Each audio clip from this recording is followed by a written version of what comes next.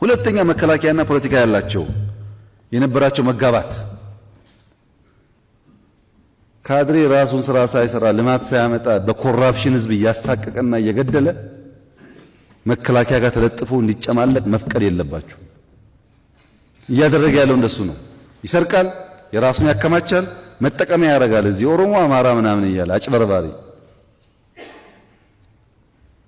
እናንተ ክብራችሁ መጠበቅ አለባችሁ። ወታደር መሆን አለባችሁ። ባያድላችሁ ነው እንጂ የትኛውም ካድሬ እናንተ ሩብ አያክልም። ብዙ ይነግራችኋለሁ፣ አያክልም። በጭንቁ ጊዜ እኮ እናንተ ናችሁ። ህዝቡን ያወያያችሁት እናንተ ናችሁ።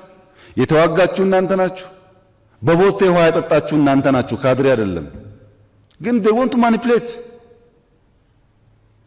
ጥሎ እየሸሸ በውጊያ ጊዜ በሰላሙ ጊዜ ደግሞ ይገመግማል። ይሄ አንዱ በሽታ ነው። ሶስተኛ ሪፎርሙ ብቻውን አለመመራቱ። ውጊያ አለ፣ ችግር አለ፣ መከራ አለ፣ ብቻውን አልተመራም። የሀብት ውስንነት አለ፣ በጣም ከፍተኛ ሀብት ነው የሚጠይቀው። ጥቅም ችግር አለ። ወታደሩ በቂ አይደለም። አሁን እኮ ነው ቤት ይሰጣቸው መሬት ይሰጣቸው ምናምን በህግ ያወጣ ነው እድሜ ይራዘም ያለው እንጂ ወታደሩ ሲኖር ጀነራል ነው፣ ሲወጣ ደሃ ነው። የሰራዊት የፖለቲካል ግንባታ በሶስት ካታጎሪ በዓለም ደረጃ ተከፍሎ ሊታይ ይችላል።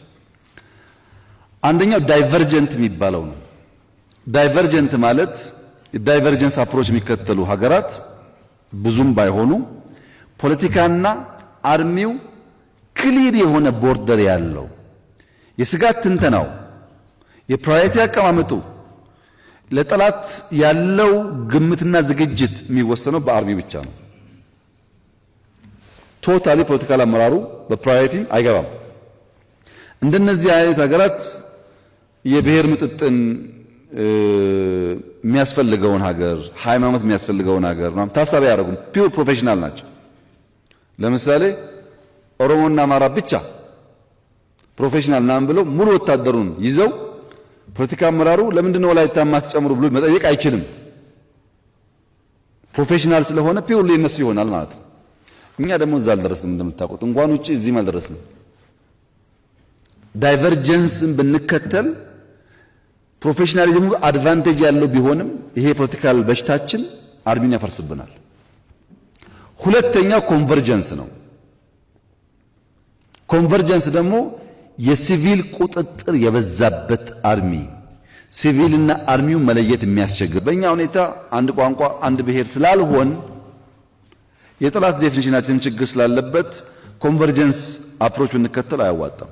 የኛ ያሁኑ ፕላስቲክ የሆነ ነው፣ ሚዛናዊ የሆነ ነው። ፕላስቲክ ሲባል አንደኛ ፕሮፌሽናሊዝም ይጠበቃል፣ መቀላቀል መኖር የለበትም።